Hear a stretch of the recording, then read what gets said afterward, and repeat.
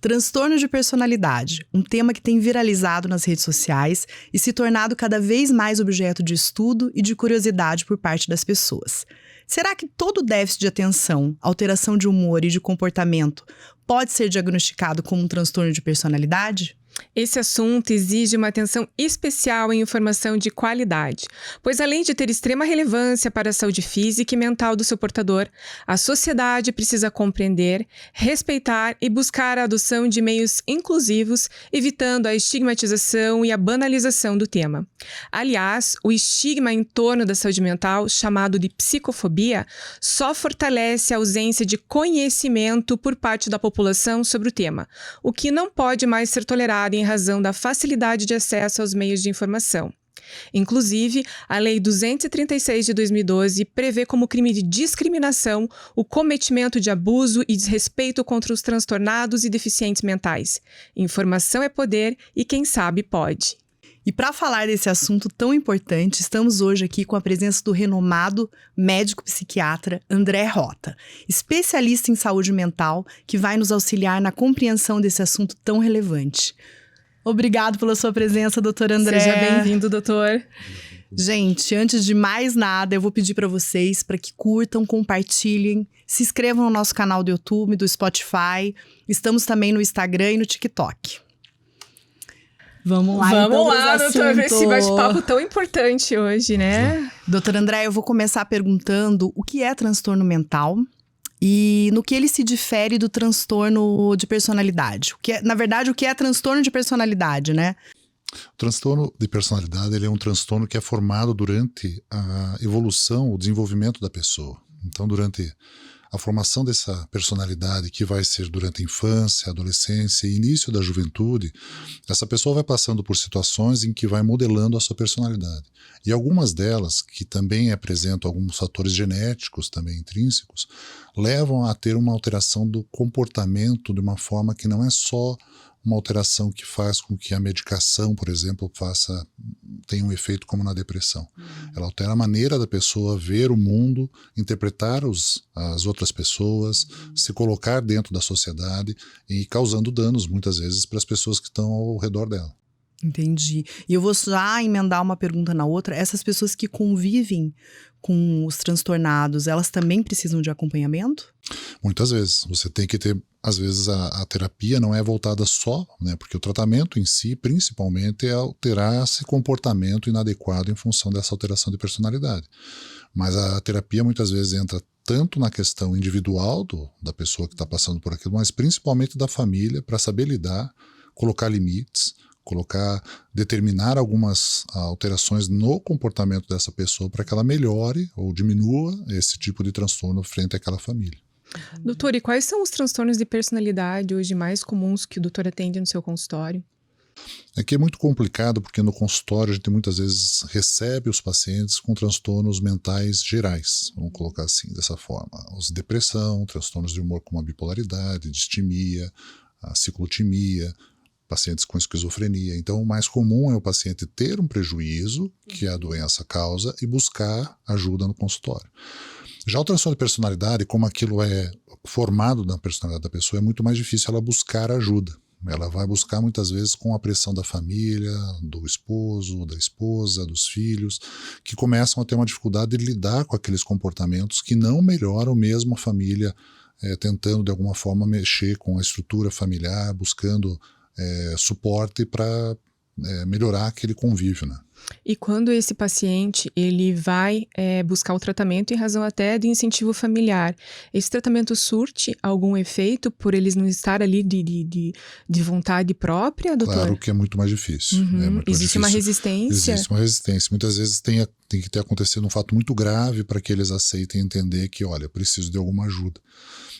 E a parte psiquiátrica, muitas vezes, ela faz o diagnóstico, mas muitas vezes ela precisa do apoio da psicologia, porque ele vai precisar de algumas linhas de tratamento, tanto como a terapia cognitivo-comportamental, a psicoterapia sistêmica, várias linhas dentro da psicoterapia para tentar controlar vamos dizer assim, esses comportamentos inadequados que essa pessoa desempenha. Então, normalmente, o tratamento é sempre em conjunto, doutor, não é só medicamentoso? Não só medicamentoso. Isso e na personalidade, principalmente, é menos medicamentoso e é mais psicoeducação e psicoterapia. Porque entendam que é algo formado desde a infância dessa pessoa. Então, ela já está com um vício de comportamento. Ela já tem uma alteração desse comportamento que para ela aquilo é correto, porque ela aprendeu a lidar com as frustrações, com as dificuldades dela daquela maneira. Existe, claro, também fatores genéticos. A gente sabe que tem como alguns antissociais, por exemplo, alguns psicopatas que já têm desde a genética para essa questão da psicopatia. Mas tem outras questões, pessoas que não têm, por exemplo, um quadro obsessivo tão grande ao ponto de ser considerado toque, mas eles têm uma personalidade extremamente organizada, que causa um certo prejuízo porque ela passa isso à família, passa ao cônjuge, então isso cria uma situação difícil em casa. Então você veja, tem uma patologia que causa uma alteração e você trata, que é o transtorno mental, né, do eixo 1, que a gente chama, que é principalmente quando a gente fala das doenças mentais em geral. E o outro, que é o eixo 2, é a personalidade, vem abaixo, que é a maneira da pessoa se comportar. Que interessante, né? E, na verdade, além da medicação e da terapia, precisa haver uma mudança de estilo de vida também, doutor André, como exercício físico, isso ajuda, relações. sem sombra de dúvida, mas sim, nesse tipo específico a terapia é muito mais.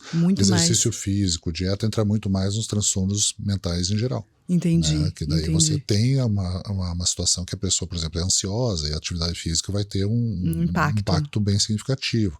A própria dieta, se for mais adequada, também vai ter um impacto mais positivo. É um conjunto de coisas, sim, né, doutor André? Sim. Doutor André, quando eu fui estudar sobre os transtornos de personalidade, eu fiquei assim, pasma, porque eu visualizei no meu âmbito familiar e meu âmbito social várias pessoas com transtornos de personalidade. Então, assim, eu não sei se hoje a gente tem mais informação ou se de fato os diagnósticos eles estão mais constantes na nossa vida. Como que funciona isso? A psiquiatria tem um problema muito grande. Diferente de várias especialidades médicas, a gente não tem um exame. Então vamos pegar, se eu tenho uma infecção urinária, eu vou fazer um exame de urina, específico, eu vou fazer né? um parcial de urina, eu vou saber até o antibiótico que vai ser sensível àquela urina e vou usar o antibiótico e tratar. Se eu fraturo o braço, eu vou fazer um raio-x e eu sei onde está a fratura. A gente não tem como na psiquiatria ter acesso a questão de neurotransmissores, as sinapses nossas, as áreas cerebrais estão, né, com alterações, você até consegue com alguns exames de imagem ver algum tipo de alteração, mas nada significativo que possa bater o martelo e dar um diagnóstico definitivo. Preciso. Então isso a gente trabalha muito com o quê? Com hipóteses diagnósticas e durante o tratamento você vai vendo a resposta dele ao medicamento. Então a gente tem que tomar cuidado porque muitas vezes a pessoa tem alguns sintomas e ela tem alguma doença. E ela não é que ela tem aquela personalidade, porque se ela tratar essa doença e melhorar o comportamento dela, por exemplo, num paciente com um quadro depressivo e a gente achar que ele tem um comportamento mais antissocial, ele fica mais isolado, ele tem um transtorno de personalidade evitativo, né, que é um dos tipos que existe. Ele é mais resguardado, a personalidade dele é assim. Mas aí você trata a depressão, ele melhora, ele começa a se comunicar, se expor, conversar com as outras pessoas. Espera aí, então não era a personalidade dele, era uma doença. Então sempre tem que fazer essa definição do que é doença mental e do que é um transtorno de personalidade. E aí, complexo, né, doutor André? Complexo. Acaba refletindo, na verdade, né? Sim. Faz o tratamento de uma determinada doença, um diagnóstico acaba refletindo na qualidade de vida em outros, né? Doutor, em algum momento, o doutor já atendeu algum paciente, eu já soube de algum caso onde a pessoa possuía múltiplas personalidades. Me veio, na verdade, aquele filme Fragmentado. Isso é possível, meio fora da realidade, assim. Eu vi alguma matéria aí de uma pessoa que tinha inúmeras personalidades na TV, passou outro dia. Olha, eu nunca tive, assim, nenhum paciente com um quadro dissociativo como aquele. A gente chama até de um transtorno dissociativo. Porque a pessoa, ela esquece, ela faz um tipo de amnésia e daí esquece o que aconteceu com a outra personalidade e começa a interpretar aquela nova personalidade. Eu nunca, a gente vê mais aquele tipo específico de inúmeras, é muito raro. Já é difícil ter alguém com múltiplas e duas personalidades. É muito raro, é uma coisa muito rara. Então, tantas daquela forma, como foi colocado na matéria há pouco tempo na imprensa. Eu acho que era uma ou mulher, mesmo, era uma moça, assim. Ou mesmo O doutor uma... André acabou com o filme agora. Acabou com o filme, doutor André. É ficção, né, doutor André? É ficção. Incrível que você usa muito a ficção para atrair. Exato. Então, tenta, Mas a gente muito fica raro. com essa curiosidade, né? Fica. Será que existe, de fato, uma pessoa com múltiplas mas personalidades? aí tem que tomar cuidado, porque algumas vezes pode ser da própria doença mental. Por exemplo, pegar alguém com transtorno bipolar, você vai ter fases muito bem distintas, e daí as pessoas podem achar, não, ela tem várias personalidades. Não, ela tem fases de humor. eufóricas e fases depressivas, ou fases mistas, que são fases em que o paciente tem depressão e euforia junto. E ela fica extremamente irritada, agressiva. Então você pode ter doenças mentais que causam alterações que a gente interpretando de fora, tirando fotos, vamos dizer assim, e não um filme daquela pessoa, a gente vai ver de uma forma em que parece que ela tem diferentes personalidades, mas não, ela tem uma doença que é cíclica. Né? O próprio paciente, um esquizofrênico, ele vai ter os surtos psicóticos em que ele vai ter um discurso extremamente delirante, mas sob o uso da medicação, ou mesmo em fases que ele não está em surto, ele está muito mais tranquilo e até se sentindo culpado pelo que aconteceu. Então tem essas situações em que você vê duas interpretações, por isso que tem que distinguir bem o que é da personalidade e o que é da doença. Ou seja, não é um diagnóstico simples, né, doutor André? Existe o estudo e o tempo, né? Um paciente para ser diagnosticado com transtorno, quanto tempo então, mais ou menos? Muito longo. O transtorno de personalidade é longo. Um transtorno mais, vamos dizer assim, uma doença mental do tipo do eixo 1, que eu falei antes, que é os transtornos mentais em geral, você vai ter uma situação muito mais fácil, porque ela tem os sintomas bem estabelecidos, e quando você começa a medicação, dependendo da medicação, em 2 semanas, 4 semanas, 2 meses, você já tem uma resposta significativa por redução dos sintomas. O do eixo 1 que o senhor fala é depressão? Depressão, transtorno bipolar, ansiedade, transtorno de pânico. TDAH também entra no eixo 1, doutor? Também entra no eixo 1. E essas pessoas, quando tratadas, elas têm uma qualidade de vida, elas conseguem um resultado positivo para ter uma qualidade de vida? Sim, claro que depende da intensidade. Assim como eu tenho pacientes que, vamos comentar, fazer uma situação, eu tenho hipertensos que com um medicamento estabilizam a pressão. Existem pacientes que, infelizmente, têm uma hipertensão muito grave, com problemas cardíacos, que vão infartar. Então, você vê mesmo uma doença do sistema circulatório. Você tem os dois lados, o leve e o grave. Então, a mesma situação na doença psiquiátrica em geral. Você tem quadros mais leves e quadros mais graves. Então, tem pacientes que vão responder muito bem a um medicamento, tem pacientes que vão ter que usar 4, 5 medicamentos diferentes para ter um resultado. Varia de pessoa para pessoa, né? Cada pessoa é um universo. Então... E é muito interessante, porque até na nossa conversa prévia eu tinha perguntado para o doutor André se em algum momento chegou um paciente com um diagnóstico, o doutor diagnostica, e com o passar da terapia você começa a ver que na verdade o diagnóstico é outro. Sim, porque você começa o tratamento e você espera uma determinada resposta ao medicamento.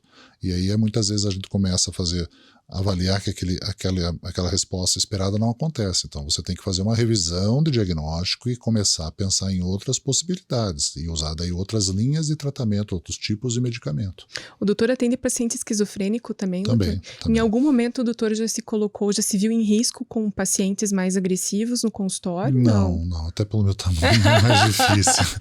Mas nunca aconteceu. Esse tipo de paciente. 1,90 m de altura.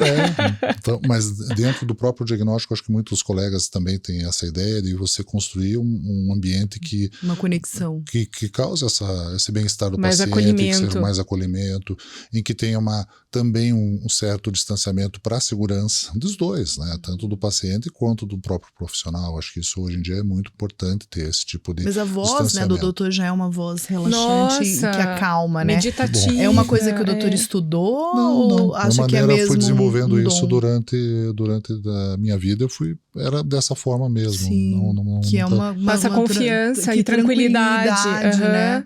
Passa confiança e tranquilidade. Doutor, eu tô bem curiosa pra gente agora entrar em específicos transtornos de personalidade.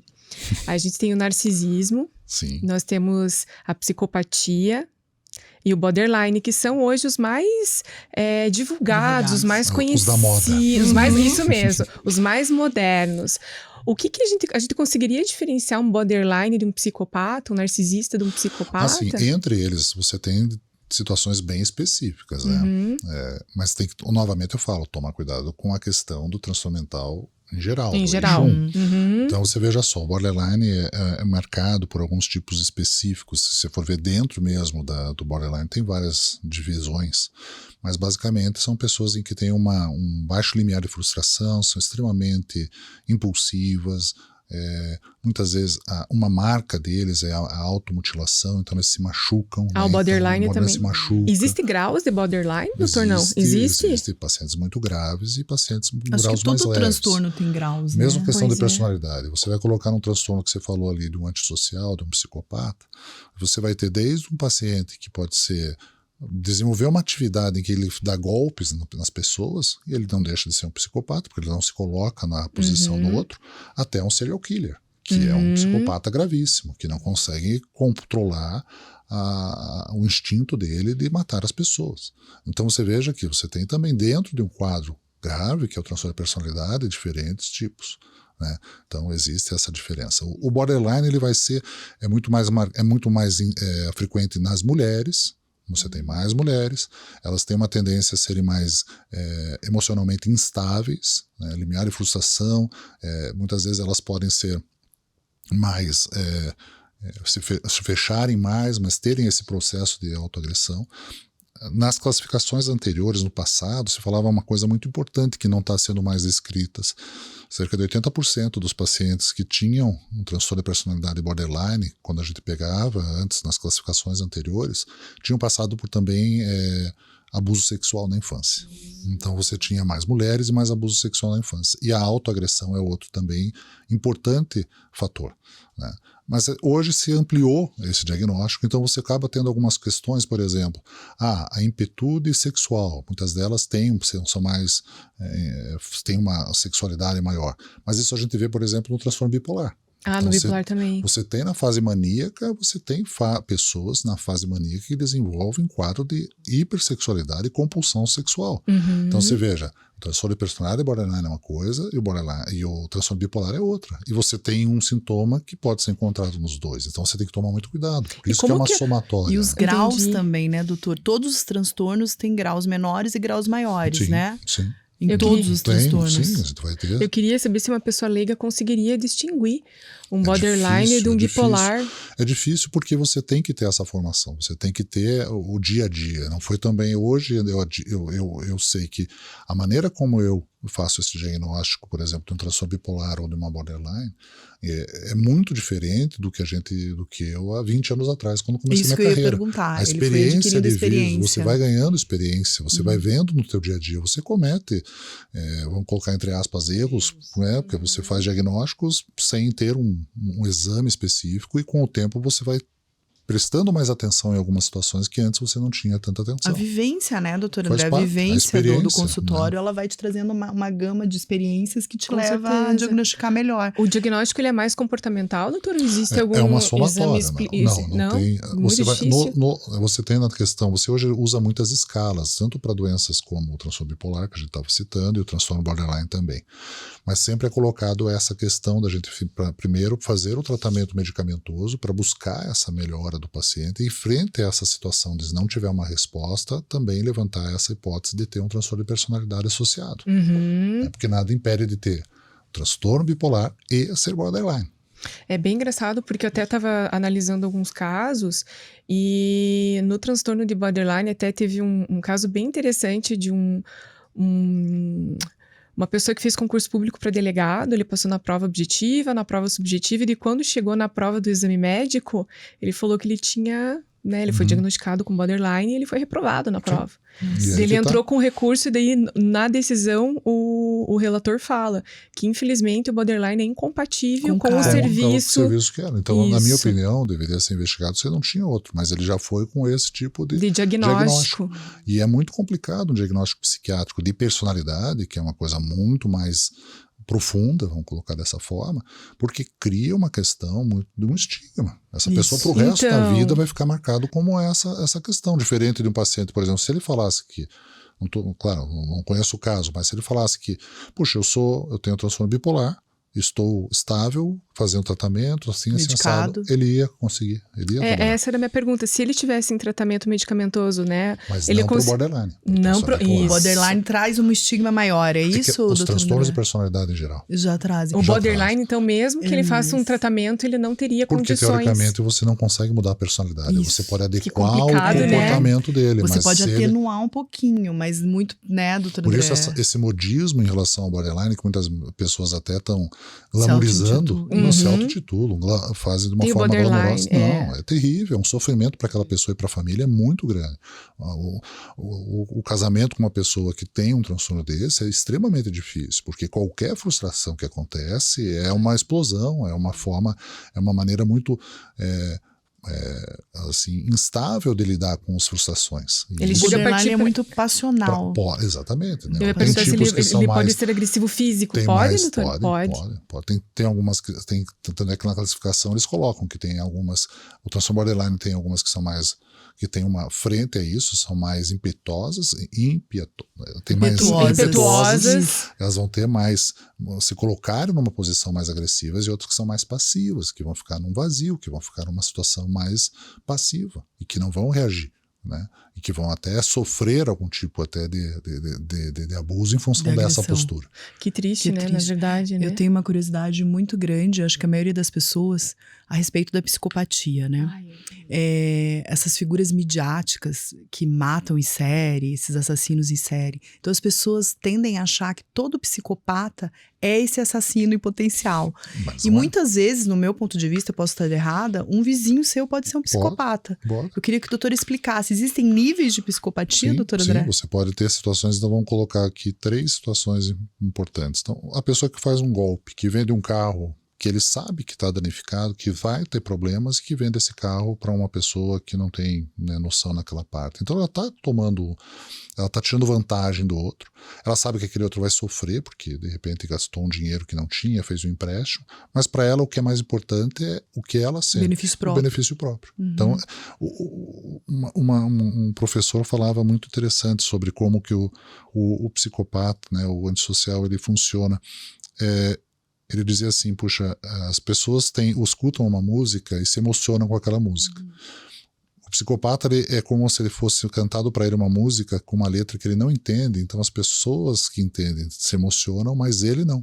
Ele não tem empatia pelo sofrimento do outro. Nenhuma. Ele é desprovido de emoções, doutor não de André? emoções em geral. Ele pode ter raiva, pode ter alegria, mas uma intensidade muito diferente do que as pessoas têm em geral. E muito difícil essa parte dele não ver, ele não tem essa questão do limite ético de que até onde eu posso ir. Isso aqui eu não aceito. Então, em potencial, ele pode ser um assassino, todo pode psicopata. ser, ele pode ter. Pode chegar um momento em que ele fique extremamente pressionado a manter, de repente, uma certa situação em que ele pode explodir ou causar algum dano maior. Mas você tem essas variantes. Você tem variantes mais leves que vão enganar os outros. E tem outros que vão ser extremamente agressivos. Não, às vezes não enganar. Às vezes é evidente ali que aquela pessoa ela tem uma psicopatia, Sim. mas você acredita que ela pode conviver em sociedade. Ele Então é melhor se consegue, afastar. Exatamente. Risca da sua lista, amiga. Aqueles psicopatas que você acha que pode conviver. Não, eu até tô pensativa, porque assim, doutor, existe um exame, não sei se ele se aplica para psicopatia, que é um exame de umas imagens meio distorcidas, Sim. né? E Rochot. que. Como que é o nome? São as imagens de Rochot lá. Isso. Que eles veem, dependendo da interpretação que você tem daquele desenho. Você consegue que diagnosticar essa pessoa? Eu não tenho esse conhecimento nesse tipo de técnica. É mais usado por psicólogos ou pessoas treinadas para isso. Mas é possível, segundo as pessoas falam, fazer a interpretação do que aquela figura representa para que seja feita daí uma análise da personalidade da pessoa. Especificamente para transtorno de personalidade, existe uma escala chamada HARE, que é HARE, e ela foi desenvolvida por um psicólogo que trabalhava dentro de um manicômio judiciário. Então ele tratava muito bem as pessoas que estavam presas, ele tratava, conversava, ele era psicólogo lá. E uma vez aconteceu dele ir embora daquele local e não ter freio, e bater o carro dele, quase morreu. E ali ele identificou, puxa, eu trato tão bem essas pessoas, e quando foi feita daí a perícia do carro, descobriu-se que foi cortado o freio dele. Mesmo ele tratando de uma forma extremamente empática os presidiários. E aí ele identificou, peraí, Eu vou desenvolver uma escala. E é uma escala com perguntas extremamente aleatórias que levam em torno de 2 anos para você aprender a lidar com essa escala. E essa escala define muito bem qual o grau de psicopatologia daquelas pessoas. Então ele desenvolveu em função do que ele passou. Então é a escala que a gente fala que é mais adequada para esse tipo de avaliação. Mas é uma escala que poucas pessoas fazem, eu conheço pouquíssimas pessoas que fazem. A gente tem um ambulatório, se não me engano, de transtorno de personalidade no Instituto de Psiquiatria lá em São Paulo, é um ambulatório específico para isso, e é óbvio que vai tratar com pessoas que têm, infelizmente, periculosidade, que tiveram problemas com a justiça. O psicopata nasce psicopata, doutor? Isso se fala muito e existe a possibilidade, não é afirmado, porque você não encontra ainda alterações genéticas, mas provavelmente tem algum tipo de gene responsável por essa dificuldade do cérebro dele interpretar o sofrimento do outro. Ele tem um desligamento em que ele não consegue ver que o outro está sofrendo. Empatia. E se tratado isso na infância, não você se trata na infância, você atenua. Você vai ver, porque na infância a gente não fala em transtorno de personalidade. Nas crianças a gente utiliza o termo transtorno de conduta. Né? E você vai ter diferentes transtornos de conduta, e no caso específico, se você identifica traços de psicopatia numa criança, você vai fazer uma intensidade, tem que fazer um tratamento psicoterápico grande, com intensidade, algumas vezes até com medicação, para diminuir essa questão de repente, de algum tipo de impulsividade que aconteça, de alguma maneira inadequada que ele se comporte, assim como também do comportamento dele frente à sociedade, a família, as pessoas, os colegas de escola, tudo isso. Mas a cura efetiva não existe, né? Não, o transtorno de personalidade vai formando, né? Então você vai tendo, nossas personalidades são cascas, que durante a vida vai sendo formada, né? As experiências positivas e negativas, as frustrações, os sucessos, isso aí vão, os traumas, isso vai formando a tua personalidade. E se você passa esse período, principalmente que o teu cérebro está se formando até os 21 anos, e sofrendo com isso, infelizmente você não consegue mudar de uma forma significativa. Você pode atenuar alguns sintomas, mas não de curar essa pessoa. Teve algum momento, doutor, que o senhor indicou internação para algum paciente, assim, nesse tipo de diagnóstico? Borderline, narcisismo, psicopatia? Mais o borderline, né? O borderline ele tem um risco assim mesmo muito grande. Eu lembro de uma história que um colega contou em São Paulo, de uma paciente borderline grave, em que ela chegava na emergência do Hospital de Clínicas de São Paulo e solicitava para ser internada. Então ela se cortava, ela engolia pregos, ela fazia, né, autoagressão graves, né? E uma vez, não sei porquê, eles estavam querendo colocar um limite para isso, porque era uma coisa muito frequente, e quando eles chegou num momento em que eles falaram assim, olha, hoje nós não podemos internar você não tem indicação, ela tinha engolido, acho que é pregos. Ela sai ali do Hospital de Clínica, vai até o primeiro viaduto e se joga. E ela volta para o pronto-socorro, na maca, e perguntando, agora vocês vão internar? Então você veja onde chega. Ela queria... E o que ela buscava no remédio? Porque no internamento você tem uma atenção maior, você tem toda uma rede de apoio que ela não teria em casa. Né? Ela queria ser internada. Na verdade, ela estava pedindo ajuda, né? Existem outros transtornos de personalidade, como o Munchausen, por exemplo, em que a pessoa ela vai atuar com sintomas de uma doença e não tem a doença.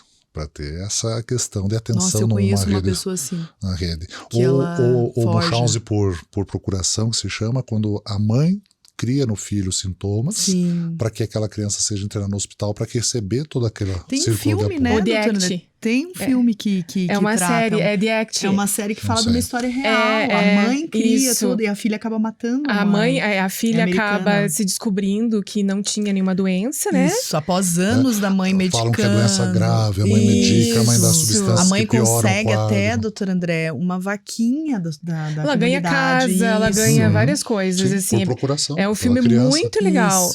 Essa é uma série uma história bem real. legal. Uma história real. Aí a filha descobre, ela arruma um namorado, descobre que a mãe tá há anos forjando essa doença e ela mata a mãe.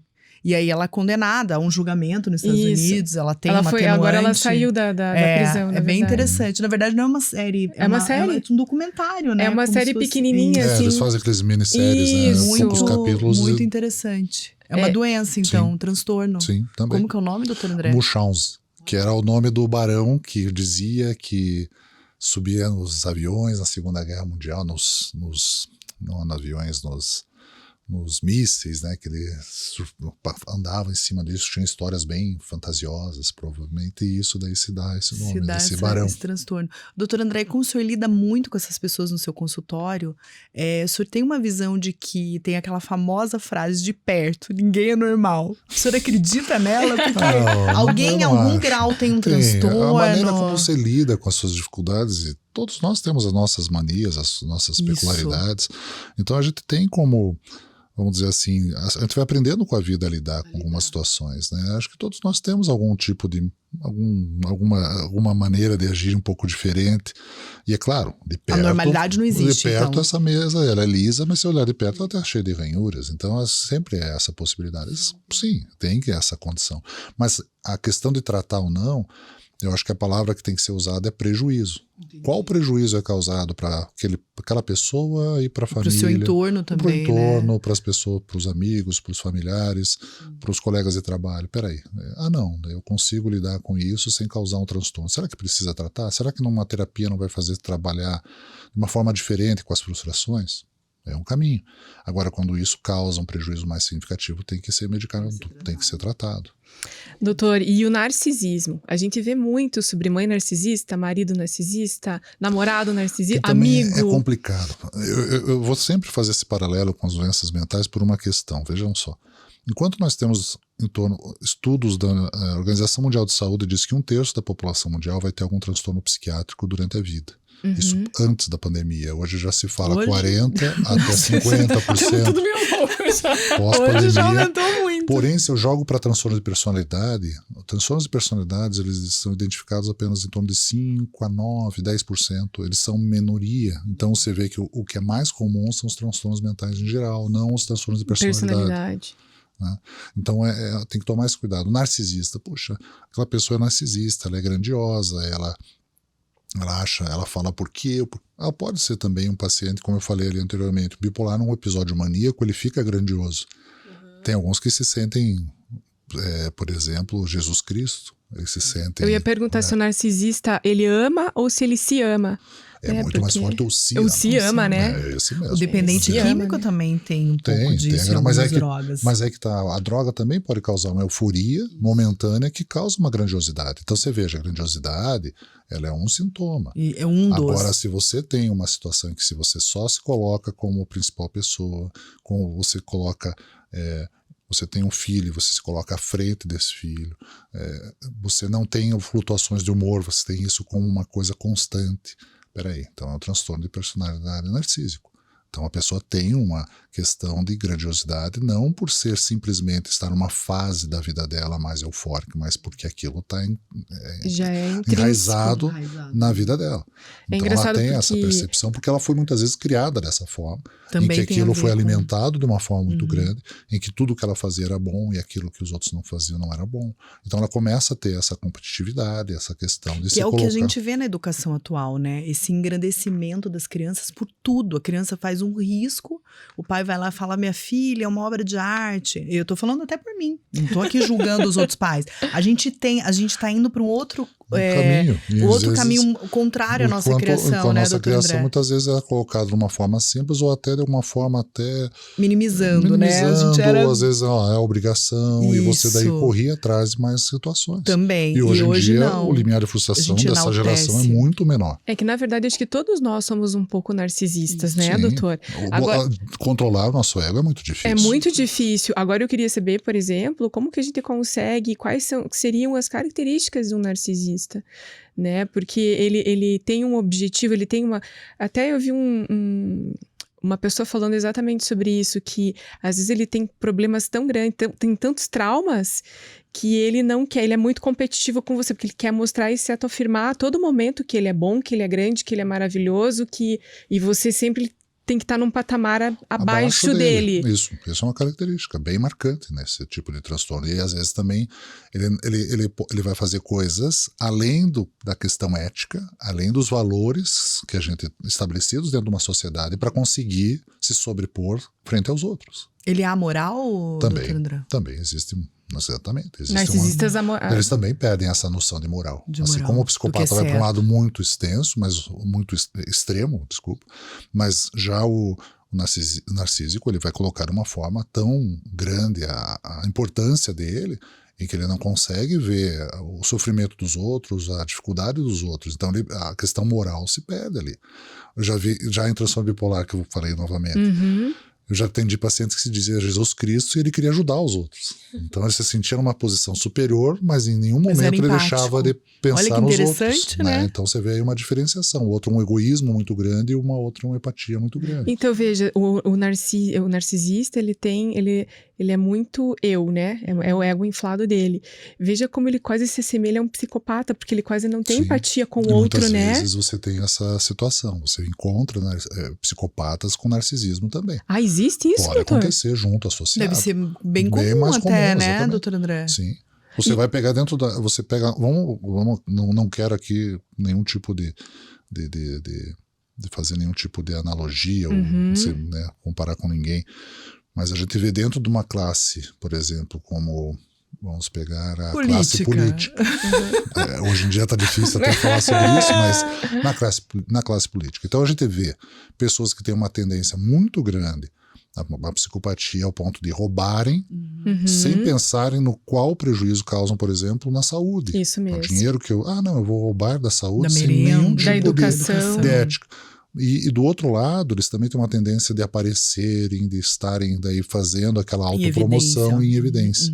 É que você também encontra o psicopata, mas você pode ter um psicopata que seja mais contido, mais quieto, que fica no mundo dele e sai para fazer daí o crime lá, o serial killer muitas vezes ele não vai aparecer tanto. Por quê? Porque né, se ele aparecer, ele vai ser, de alguma forma, pode ser encontrado. O estudo dos psicopatas até, tem muito psicopata que tem um comportamento na sociedade comum, super comum. Eles são até pessoas, né, boas de se conversar, de boa convivência, mas no privado... Eles não têm um estereótipo, na verdade. Porque se fosse fácil estereotipar, a gente olha, psicopata não me relaciona. Normalmente eles ganham a confiança da gente, né? São sedutores, interessantes, inteligentes. Isso, né? Mas eles têm um objetivo, né? Eles têm um objetivo. Se eles não atendem aquele objetivo, eles te descartam, né? E como lidar com um narcisista, doutor? Muitas vezes a gente tem que... Essa pessoa precisa de um limite, como a gente falou da questão do antissocial, que a lei coloca esse limite, essa pessoa vai ter que ter esse limite. Em que a partir do momento que ela começa a causar um prejuízo a outros, existe a necessidade daquele grupo que convive com ele colocar uma situação, olha, não é bem assim. Colocar para ele que aquele tipo de comportamento, até o terapeuta, né, o psicólogo, causa o quê? Causa um afastamento dos outros. As pessoas que vão se aproximar dele também não vão ter uma índole tão boa, se ele começa a repetir esse tipo de comportamento, vão se aliar com outros, e daí começa uma competição grande, e aí também acontece, né? Às vezes a gente vê que alguém toma uma atitude, mas o outro também não era, entre aspas, flor que se cheire. Então existe essa situação. Eles acabam se relacionando entre si, né? Tem muito. Ou com alguma vítima, ou com alguém que tenha também um transtorno, mas aí do que não percebe, oposto. Mais passivo, alguém que tem uma passividade muito grande, que aceita aquele tipo de situação. Subordinado, né? Aquela situação. O narcisista igual o psicopata, doutor, ele também nasce narcisista? Isso é uma situação mais que não é tão evidente quanto a gente vê na questão do psicopata da criação. Né? Parece que é mais nessa parte que eu falei ali de você valorizar excessivamente algumas questões da infância. A ausência de limites por parte dos pais, traumas. Traumas, talvez que tenha se sentido inferior em algum momento da vida, com alguma situação específica que ele passou. Porque eles são extremamente competitivos também, né? Sim. Então talvez tenha esse problema às vezes. E é possível ter um tratamento eficaz para um narcisista, doutor, ou não? Também depende muito disso da busca. Primeiro, para a pessoa que se sente tão bem, tão poderosa, buscar ajuda é muito difícil. Ela precisa querer ela vai se melhorar. ter que ter um prejuízo e a pessoa vai ter que chegar... Provavelmente, muitas vezes, acontece algum algum fato muito marcante na vida dessa pessoa e ela busca daí ajuda em função disso. Talvez uma moeda de troca, né, doutor? Exatamente. Mas às vezes vai depender também da idade, né, doutor Também, André? da idade, porque quanto mais velho, isso vai se enraizando ainda mais. É muito difícil você chegar numa pessoa de 70 anos que você identifica esse tipo de transtorno e falar, você precisa mudar. Do que você chegar num jovem com 20 anos em que já existem esses sinais e você fala, olha, temos que trabalhar dessa forma para não repetir esse tipo de comportamento. É engraçado, né, Rô, porque nas relações mais de amizades, relacionamento, né, familiar, assim, de marido e mulher e tal, o narcisismo até a gente até pode entender. Mas e a mãe narcisista, que na verdade gerou o filho, teria que ter aquele amor e tal, e ver o filho como um competidor. Ou escolhe até um dos filhos, né, o que é bem comum. Escolhe, ou mesmo existe uma competição com uma filha em atenção do pai, e ela tem uma situação em que ela não consegue daí aceitar esse tipo de tratamento, que é diferente. O amor que o pai vai ter pela filha é diferente do amor que o pai vai ter pela esposa. É outro tipo de sentimento.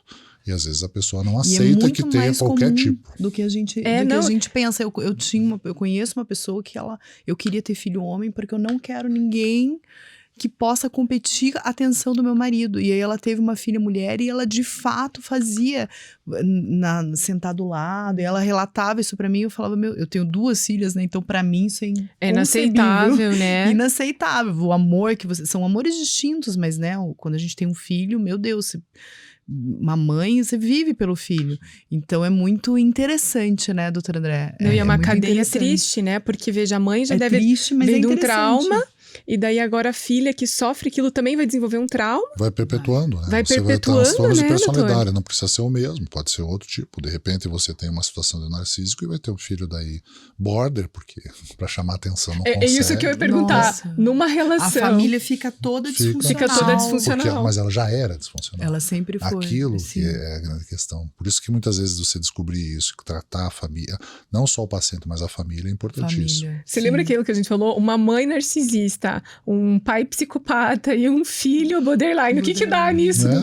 E tem o risco. Querendo ou não, porque o comportamento dessa família ele é disfuncional. Totalmente fora do padrão. A família e a criação tem um impacto muito forte, né, doutor André? Bastante, a gente fala, nasce com esse transtorno, mas a família e o transcorrer... Aquilo vai, de alguma forma, instigando, vai agravando esse quadro. Agora, se tem limites, você também consegue, de alguma forma, atenuar esses sintomas. Entendi.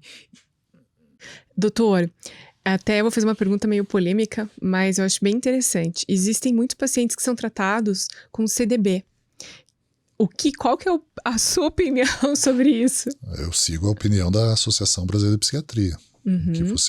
Que o que é hoje comprovado para dor crônica, né, dor resistente ao tratamento e epilepsia refratária. Né? Então são as 2 indicações. Você está vendo alguma coisa em relação a quadros demenciais, mas não se tem nada fechado. Alguma coisa sobre autismo, mas também questionam, porque não está nada fechado. Nada, só isso. Estudos longos, né, doutor André? Tem que ser estudos válidos, randomizados, duplos cegos, meta-análise, são coisas muito longas. Não é uma coisa que você simplesmente hoje, estou com dor de cabeça, vou tomar CBD. Até porque existe uma indústria atrás disso. E a gente sabe muito bem que essa indústria está vindo atrás, está sendo assumido, e isso é visto em documentários, no próprio Netflix tem sobre isso, em que a indústria que assumiu essa questão da cannabis é a indústria que perdeu o mercado nos últimos anos. É do cigarro, que é uma das maiores indústrias do mundo. Então a gente sabe que tem. A própria indústria farmacêutica está indo para um caminho que, infelizmente, está massificando essa ideia de que o CBD é bom para tudo. Eu já vi situações, relatos de colegas médicos que atenderam em unidades de saúde, situações em emergências de hospitais, pacientes em surto psicótico. Por quê? É extremamente caro você tirar o THC. E o THC, desculpe alguns colegas falarem que faz bem, mas faltam estudos randomizados, duplos cegos, de longa duração, que demonstrem que o THC causa bem. E ele causa alucinações. Ele é o que causa alucinações no caso da maconha. É a substância que vai fazer a psicoativa. E o CDB tem, né, doutor? Um percentual baixo, mas tem. Teoricamente, para vender no Brasil, teria só 3 laboratórios são liberados porque eles não podem ter THC. Tem que ser puro CDB. Zero THC. 0% THC. Não pode THC. Não, pode. mas tem. Mas não, porque está se vendendo de tudo que é jeito. Tá vendo? Tem gente que está fazendo em casa, tem gente que está plantando e fazendo em casa e não tem tecnologia. O óleo em casa. Exatamente. Desculpa, se fosse uma substância tão mágica como hoje se fala, se propagandeia, vocês acham que a indústria farmacêutica já não tinha tomado conta disso? É verdade. É óbvio que a indústria já tinha pego isso, já tinha patenteado lá atrás, já tinha feito. Isso aí não está. Se fala que desde a antiguidade se usa, já tinha. Mas a indústria farmacêutica já viu que deu besteira. Assim como agora estão com terapias novas com o uso de alucinógenos. Isso já foi feito na década de 70, não deu certo e agora está se repetindo. Então essa busca incessante por tratamentos eficazes, mágicos, fantásticos, não existe. O tratamento dentro da parte de saúde mental ele é longo. Ele tem que passar por situações com um psiquiatra, tem que ter junto, muitas vezes a psicoterapia é necessária na maioria das vezes. Muitas vezes você tem que ter até uma terapia em família para ter. Você vai ter às vezes que ter uma criança, uma terapia ocupacional. Você vai ter que ter uma fono, porque pode também ter dificuldades no aprendizado, tem que ter uma psicopedagoga. Então você veja, é um conjunto de coisas. É um tratamento sistêmico, na verdade, né, doutor? Longo. E as pessoas querem o que hoje? O imediato. O rápido. Elas são imediatistas. Então vamos lá, é muito mais fácil, em vez de eu passar anos estudando para um concurso, eu tomar Venvance todo dia para ter alta performance. Venvance é um medicamento para déficit de atenção. E muitas crianças estão viciadas em Venvance, né, doutor? Infelizmente, exatamente, estão sendo passados de uma forma inadequada. Você tinha uma indicação muito específica e hoje você está vendo que foi ampliado o diagnóstico de déficit de atenção para que muitas pessoas usem. Infelizmente você vai ter pessoas com transtorno de ansiedade que vão ter pânico quando usam esse tipo de medicamento. Bipolares que fazem quadros de mania com Venvance. Então você veja, você tem situações graves. Tem gente que está abrindo comprimido de Venvance na balada e cheirando. Então você tem que ter repensar um pouco quando a substância, nós estamos vendo agora que o Zolpidem foi proibido de receita branca, ele passou a ser receita azul controlada. Sim. Eu tive um problema com o Zolpidem. Não, eu já vi casos. Foi necessário internamento, né? A equipe com quem eu trabalho, a gente fez um internamento há um tempo atrás, num hospital de Curitiba, porque a pessoa tomava 30 comprimidos de Zolpidem noite. Mas, por noite. Meu Deus, doutor. Para conseguir dormir ou foi se viciando no efeito? Não, ele foi se viciando, perdia o efeito muito rápido, ele estava sob o efeito do remédio, usava mais remédio e quando ele via, ele já tinha tomado uma caixa naquela noite. Nossa, que terrível, é uma sucessão de erros, né, doutor André? Às vezes um diagnóstico mal feito, uma medicação mal utilizada, automedicação, essa difusão de informações erradas, né? Hoje você vai pra internet, nem sempre você tem uma virou muita moda, né? E virou muita moda. Eu tenho TDAH, eu tenho isso. Alta performance. A alta performance, todo mundo quer ter. Isso. É muito legal isso. As pessoas falam assim, puxa, eu quero trabalhar, eu quero dormir 5 horas por noite, eu quero fazer academia 3 horas por dia, eu quero ficar o dia inteiro acordado, desenvolvendo projetos e rendendo, fazendo os números. E acha que isso é normal. O nosso cérebro não foi feito para essa situação. Eu faço comparativo com os pacientes muito sobre isso. Não adianta eu ter um motor turbinado e eu ficar acelerando ele dia e noite, que uma hora ele vai fundir o motor. Então hoje a gente talvez esteja vendo o início de uma fase que no futuro a gente vai ter muitos quadros demenciais, porque isso vai degenerar o nosso cérebro. E as pessoas acham que não tem problema, porque o agora é importante, e não o que eu vou ser daqui 10, 20, 30, 40 E vamos viver anos. Muito, né, doutor André? A expectativa de vida está aumentando. Cada vez mais. A gente tem que cuidar muito com, eu acredito, né, e o doutor pode me corrigir, com esse diagnóstico precoce, sem um estudo aprofundado, né? Eu vejo muita gente, meu filho tem isso, tem aquilo. E não é assim o diagnóstico que você faz da noite pro dia. Os diagnósticos foram ampliados, é claro que tinham o objetivo de ajudar pessoas que estavam em situações em que elas não se identificavam com uma determinada doença, mas tinham sintomas que causavam prejuízo. Então, os novos, né, as novas, vamos colocar assim, os novos testes diagnósticos, os manuais diagnósticos de psiquiatria, no caso principalmente o DSM-5, que mas é importante para pesquisa, não para ser usado na prática clínica. Ele é melhor para pesquisa. eles começaram a ampliar. Então você tinha um determinado número de déficit de atenção, que era em torno mais ou menos de 10% da população infantil, 5 a 10, hoje você fala em 40, Nossa, 50, muito. não tem como isso ser dessa forma. E nem a gente vê que não é uma doença que tem uma geneticidade tão grande, não é tão genética quanto, por exemplo, o transtorno bipolar. E muitas crianças, muitas vezes, têm o transtorno bipolar, elas são desatentas por causa da aceleração de pensamento do bipolar, e que se não usasse nada, talvez não tivesse um agravamento do quadro, mas é feito um uso de medicamento e agrava. E esse paciente começa a ter crises já na infância, ele ia ter lá na juventude. Então já caiu Adiantou o processo. Complicada. Doutor, existe uma faixa etária onde esses transtornos mentais eles são mais comuns? É complicado essa frase porque assim, as pessoas, a gente já hoje tem a ideia de que alguns pacientes já têm alguns traços na infância, na adolescência, mas a palavra que eu usei lá atrás como prejuízo é que deve ser levado em consideração.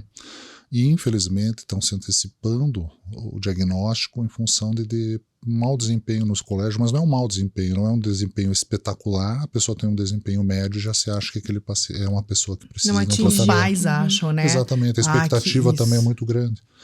Então a gente tem uma situação muito complicada e tem pessoas, normalmente a gente vai ter o aparecimento das principais doenças psiquiátricas numa fase de juventude, na fase no início ali da fase adulta. Então a partir de você vê muitas vezes os surtos psicóticos da esquizofrenia, eles acontecem normalmente nessa fase. É claro que existe um fator aí importante, a gente falou agora há pouco do CBD, mas a maconha, por exemplo, é um dos precipitadores maiores de quadros psicóticos em bipolares ou em esquizofrênicos durante essa fase da adolescência.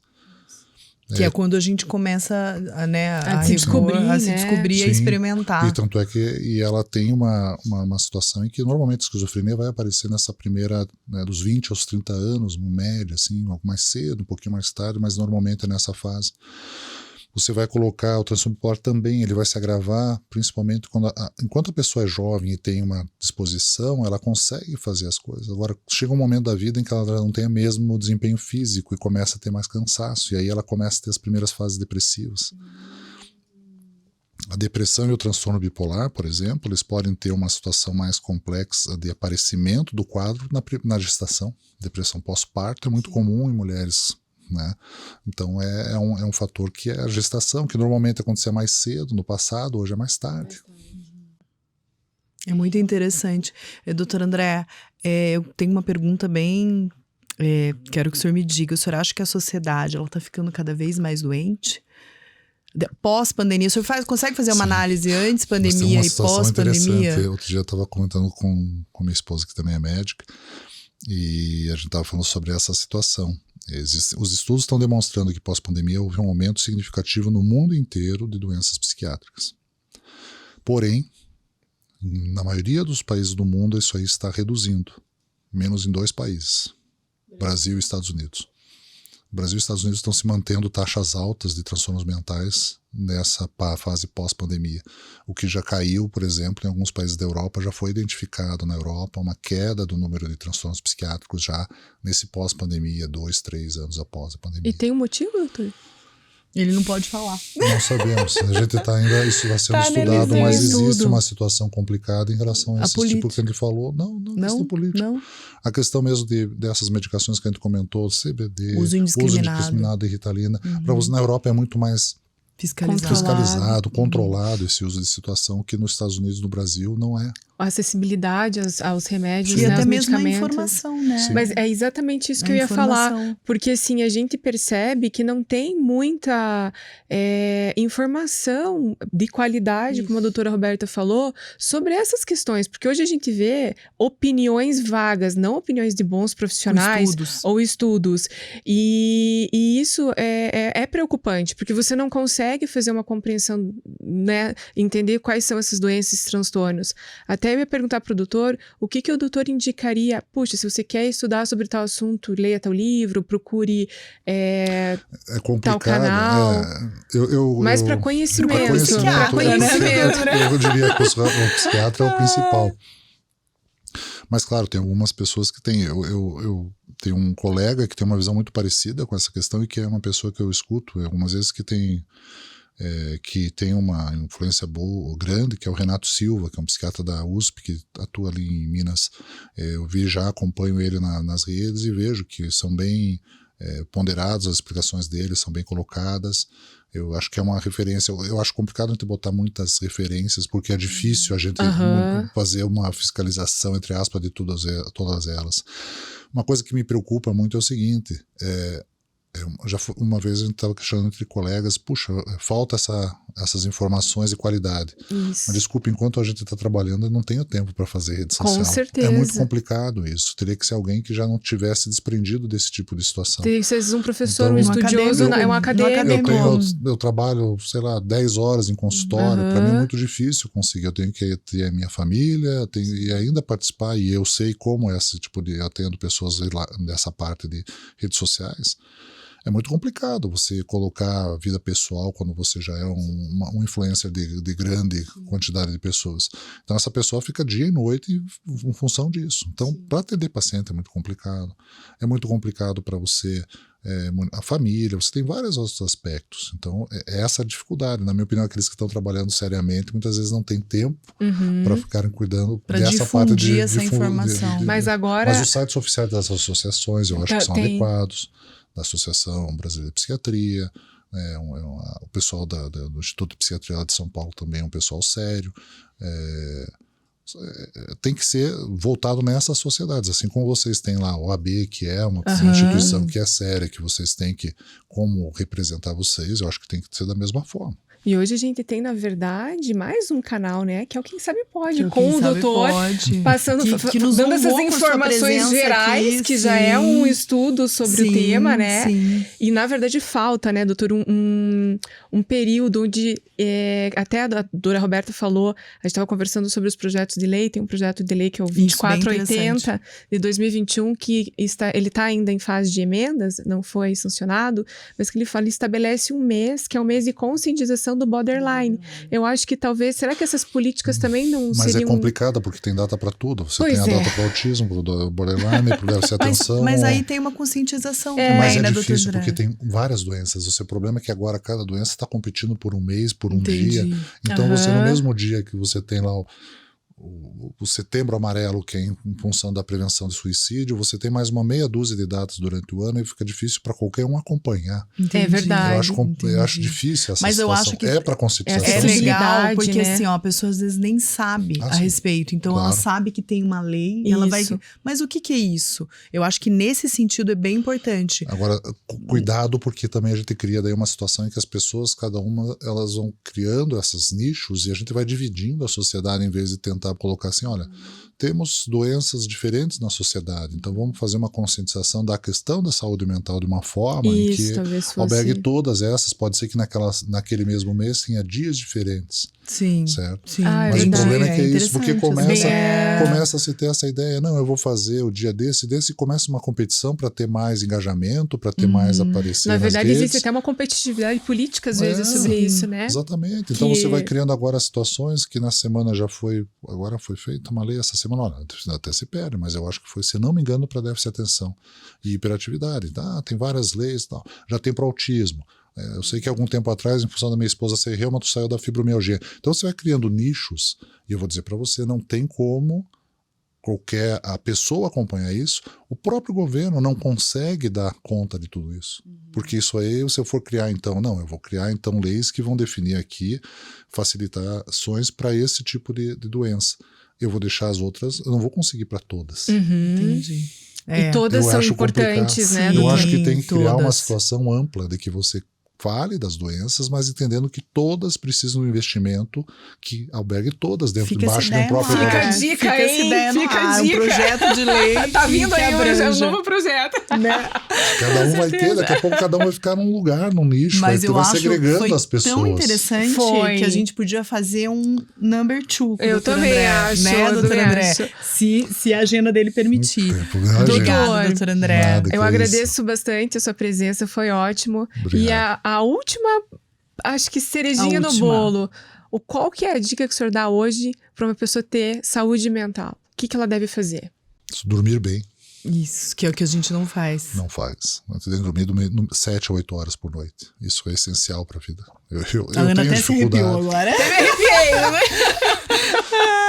Atividade física Isso. é importantíssimo para a saúde mental. É sabido que pacientes que fazem, pessoas que fazem atividade física têm menor risco de, por exemplo, de doenças como a ansiedade, a depressão, problemas degenerativos cerebrais. Alimentação saudável, essa questão de você buscar alimentos com suplementos, mas de uma forma saudável, não pensando em coisas que são fora do... Eu ia oferecer agora pro senhor um pão de queijo. Não sei, Tem um pãozinho de queijo aí, né, gente?